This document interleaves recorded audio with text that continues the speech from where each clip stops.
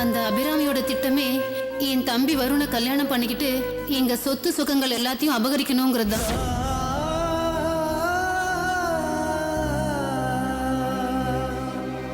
அதே மாதிரி பெரிய முதலாளிகிட்ட வேலை செய்யற ஒரு பொண்ணை செட் பண்ணிட்டாரு சார்.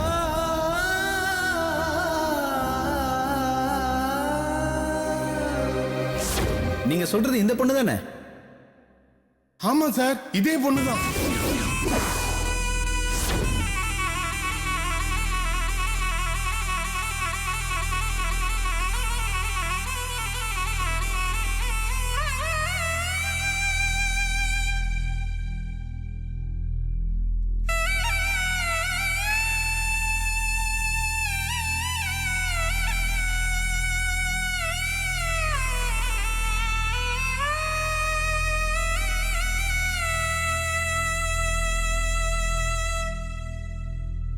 கல்யாணம்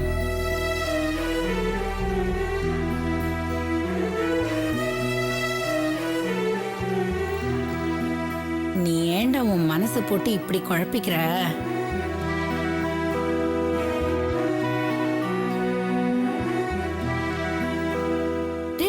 நில்லுடா. டேய், வச்சுக்கிட்டு அழறத விட வித்துக்கிட்டு அழறதே மேல்னு சொல்லுவாங்க. அந்த அபிராமிய தொலைச்சு தலை முழுகிட்டு நிம்மதியாருடா. ஏண்டா, உனக்கு இப்படி ஒரு அவஸ்தை தேவையாடா?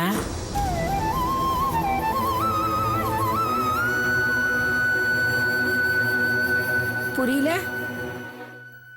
காலுக்கு உதவாத செருப்ப கழட்டி ஏறின்னு சொல்ற. உனக்கு துரோகம் பண்ற அந்த அபிராமிய விவாகரத்து பண்ணி வெட்டி விட்டுறா. இது பாரு, அம்மா சொல்றதா சரி. புருஷனுக்கு துரோகம் பண்ற எந்த பொண்டாட்டியையும் சும்மாவே விடக்கூடாது. அந்த அபிராமிக்கு உனக்கு மனைவியா இருக்கிறதுக்கு எந்த தகுதியுமே கிடையாது. இதனால் நீ பட்ட அசிங்க அவமானம்லாம் போதும். டேய், இன்னும் என்னடா யோசிக்கிற? சீக்கிரமா ஒரு முடிவு எடுடா. நீ மட்டும் சரின்னு சொல்லு, நான் உடனே விவாகரத்துக்கு ஏற்பாடு பண்ணிடுறேன்.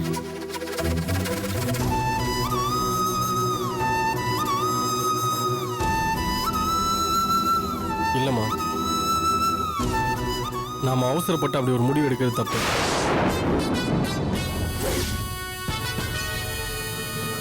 அம்மா, அபிராமி தப்பானவங்கிறத என்னால இன்னும் முழுசா ஏத்துக்க முடியும்.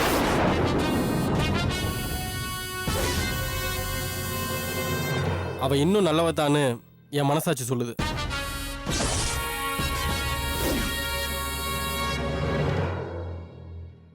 என் மனசாட்சி விரோதமா என்னால் நடக்க முடியலமா. ரொம்ப நல்லா இருக்குடா, ரொம்ப நல்லா இருக்கு. இத்தனை நடந்ததுக்கு அப்புறமும் இன்னும் நீ அவளை உத்தமின்னு சொல்லிட்டு இருக்க பாரு, முட்டை பயல. சொல்றதுக்கே நாக்கெல்லாம் கூசுது. ஏண்டா, அந்த மேலூர் லாட்ஜ்ல அந்த டாக்டர் பயலும் அவளும் கூத்தடிச்சு வந்ததை நான் என் கண்ணால பார்த்தேன்னு சொன்னேன். அந்த அசிங்கத்தை மாப்பிள்ள வேற அவரோட செல்லுல படம் முடிச்சு போட்டு கொண்டு வந்து உங்ககிட்ட காமிச்சார். அத பார்த்துட்டு நீ அதை நம்பாம என் பொண்டாட்டி உத்தமின்னே பேசிக்கிட்டு இருந்த. சரிடா, அத கூட விட்டுடா. ஆனா இப்ப அந்த வாட்ச்மேன் அந்த பரதேசி டாக்டரும் அபிராமியும் கூத்தடிச்சத நேரவே உங்ககிட்ட சொன்னத நீயும் மாப்பிளையும் காதால கேட்டீங்கல்ல. அதுக்கப்புறமே ஏன்டா இன்னும் டைவர்ஸ் பத்தி யோசிக்கிற?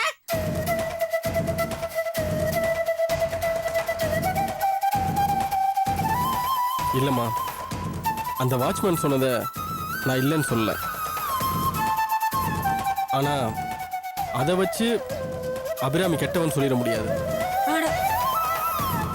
ஏன்னா அபிராமி சாயல்ல வேற யாரையாச்சும் அந்த வாட்ச்மேன் பார்த்துருக்கலாம் இல்லையா? என்னடிவா? ஆமாமா, நானும் அப்படிதான் நினைக்கிறேன். நீ வாய மூட. ஏண்டா, அந்த வாட்ச்மேன் தான் ஆணித்தரமா அடிச்சு சொல்லிருக்கானே அந்த டாக்டர் பையில அபிராமியை தப்பு பண்றாங்கன்னு. அதுக்கப்புறமா இன்னும் ஏன்டா அவளுக்கே நீ வக்காலத்து வாங்கிட்டு இருக்க? இல்லம்மா, நான் வக்காலத்து வாங்கல. ஒரு ஆம்பளை தப்பு பண்ணிட்டா அது ஒரு சாதாரண சம்பவம். ஆனா அதே ஒரு பொண்ணு தப்பு பண்ணிட்டா அது சரித்திரம். அந்த பொண்ணு வாழ்க்கை அதோட சரிஞ்சிரும்.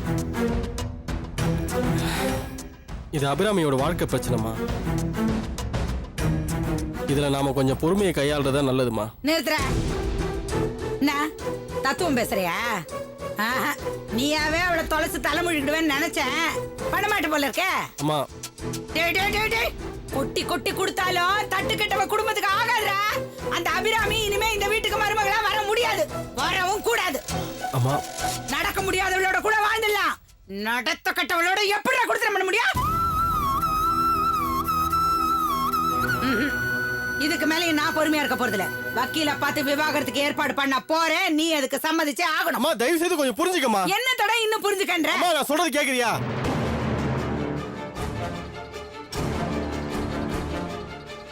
அம்மா அபிராமி தப்பானவன்னு இன்னும் என்னால நினைச்சு கூட பார்க்க முடியலம்மா.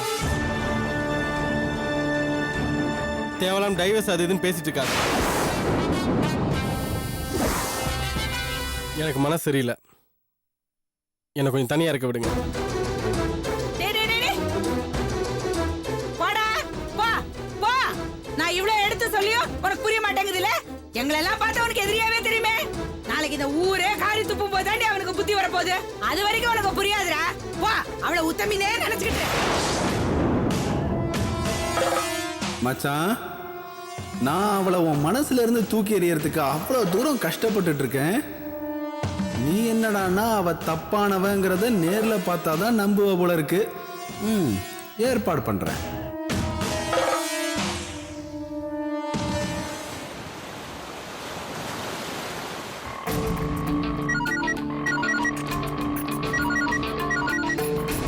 புது நம்பரா இருக்கு, யாரா இருக்கும்? ஹலோ, யாருங்க? ஹலோ மேடம், நீங்க அதர்வாவுடைய ரிலேஷனா? ஆமாங்க, நான் அதர்வாவோட அத்தை தான். அதர்வா என் அண்ணன் பையன்தான். நீங்க யாரு? நான் அதர்வாவுடைய டியூஷன் மிஸ் ஸ்வாதியோட ஹஸ்பண்ட் பேசுறேங்க. அதர்வா எங்க வீட்டுக்கு டியூஷன் படிக்க வந்தான். என்னாச்சுன்னே தெரியல, தலை சுத்தி திடீர்னு கீழே விழுந்துட்டான். சார், என்ன சார் சொல்றீங்க? பாவம் பிள்ளைக்கு ஃபிட்ஸ் மாதிரி வந்துருச்சுங்க. வாயில நுரத்தள்ளி பேச்சு மூச்சு இல்லாம கிடக்குறான். வைஃப் நம்பரை கொடுத்த முதல்ல உங்க வீட்டுக்கு தான் ஃபோன் பண்ணேன். ஆனா அங்க எந்த ரெஸ்பான்ஸே இல்ல. அதனால தான் உங்க செல்லுக்கு அடிச்சேன். ஐயோ கடவுளே, என்னங்க சொல்றீங்க? இப்ப அதர்வா எங்க இருக்கான்? சொல்லுங்க சார், அதர்வா எங்க இருக்கான்? மேடம், அதர்வா இப்போ என் வீட்டில் தான் இருக்கான். குழந்தை இப்படி மயங்க விழுந்தோடனே எனக்கு கையும் ஓடல காலும் ஓடல. என்ன பண்றதுன்னே தெரியல மேடம். ஒரே படபடப்பா இருக்கு. நீங்க வந்தா கொஞ்சம் நல்லா இருக்கும். சார், நான் இப்ப உடனே வரேன் சார். உங்களோட வீட்டு அட்ரஸ் சொல்லுங்க. சொல்றேன், கேட்டுக்கோங்க. சரி.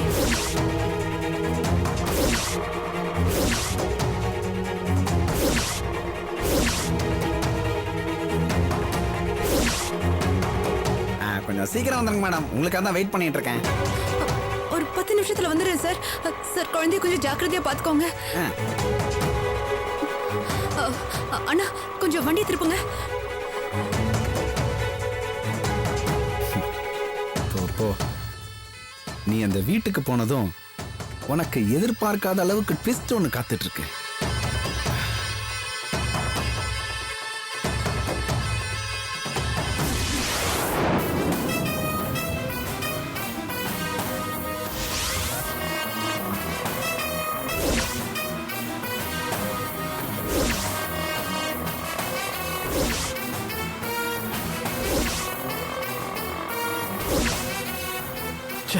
பாவம் அபிராமி, என்ன திருத்தி நல்ல வழிக்கு கொண்டு வரணுங்கிறதுக்காக இப்போ அவங்க வாழ்க்கையை அழிச்சுக்க போயிட்டாங்களே. தற்கொலை பண்ணிக்கிற அளவுக்கு போவாங்கன்னு நான் கொஞ்சம் கூட எதிர்பார்க்கவே இல்லை. கடவுளே, அபிராமிக்கு எதுவும் ஆகக்கூடாது.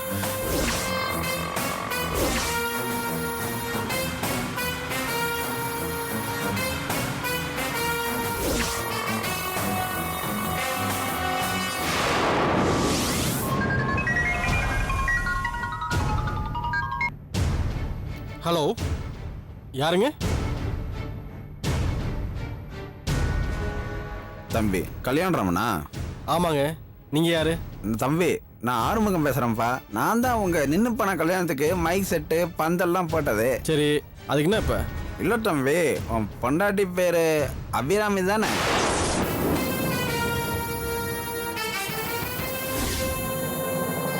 ஏயா உனக்கு என்ன வேணும் இப்ப? எதுக்கு அவளை பத்தி என்கிட்ட விசாரிச்சுட்டு இருக்க? தம்பி தம்பி கோச்சுக்காதீங்க தம்பி.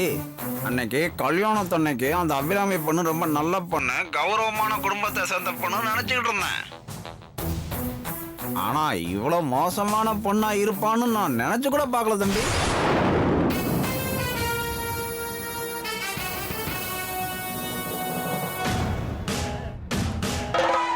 என்ன சொல்றீங்க? ஆமா தம்பி, நான் காந்தி நகர்ல தான் குடியிருக்கேன். எங்க ஏரியாவில் இருக்கிற ஒரு பங்களாவுக்கு உங்க மனைவி அபிராமியும் ஒரு டாக்டரும் அடிக்கடி வர்றதும் போறதும் ஒரே கும்மாளமா இருக்காங்க தம்பி. இந்த ஏரியாவில் நல்ல குடும்பத்து பொம்பளைங்களாம் தங்கியிருக்காங்க தம்பி. உங்க மனைவி இப்படி நடந்துக்கிறது கொஞ்சம் சரியா இல்லை. அதான் எனக்கு தெரிஞ்ச குடும்பமாச்சே அப்படின்னு உங்களுக்கு ஃபோன் பண்ணேன். நீங்க இங்க வந்து உங்க மனைவி அபிராமியை கண்டிச்சா கொஞ்சம் நல்லா இருக்கும். அதுக்கு தான் தம்பி ஃபோன் பண்ணேன். சார், நீங்க சொல்றதெல்லாம் உண்மையா? ஏன் தம்பி, உங்க மனைவியை பற்றி உங்ககிட்ட நான் ஏன் பொய் சொல்ல போறேன்? உன்ன மாதிரி ஒரு நல்ல பிள்ளைக்கு இந்த மாதிரி ஒரு பொண்ணை கட்டி வச்சுட்டாங்களேன்னு சொல்லி என் மனசுக்கு ரொம்ப கஷ்டமா இருக்குப்பா. நான் சொல்றத நீங்க நம்பலன்னா நேரா வந்து நீங்களே பாருங்க. நான் வேணா அட்ரஸ் சொல்றேன், நோட் பண்ணிக்கிறீங்களா? சொல்லுங்க.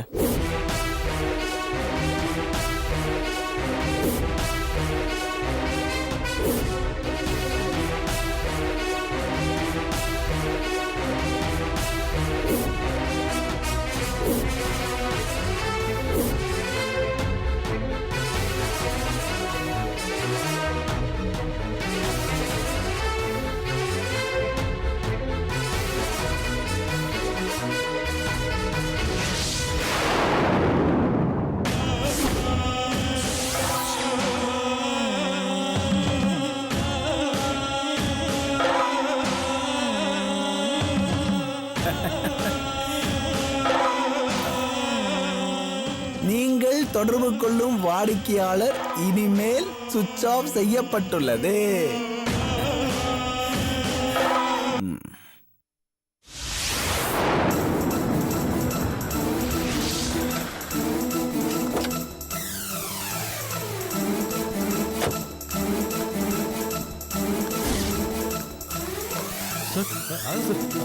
அபிராமி பாய்சன் சாப்பிட்டு இப்ப ரொம்ப சீரியஸ் கண்டிஷன்ல இருக்காங்கன்னு எனக்கு ஃபோன் வந்தது. அபிராமி இப்ப எங்க இருக்காங்க? மேல இருக்காங்களா?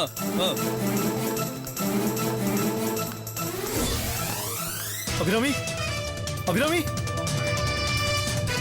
அபிராமி, அபிராமி, இங்கதான்.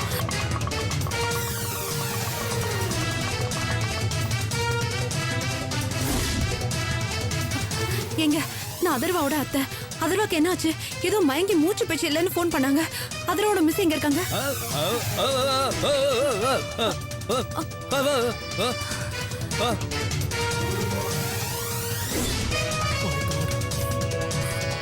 அபிராமி, அதர்வா, அதர்வா, அபிராமி, அபிராமி,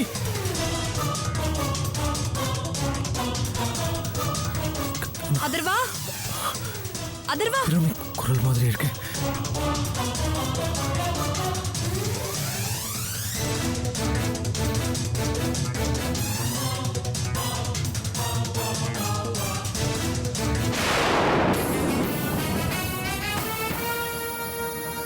அபிராமி, என்னாச்சு உனக்கு?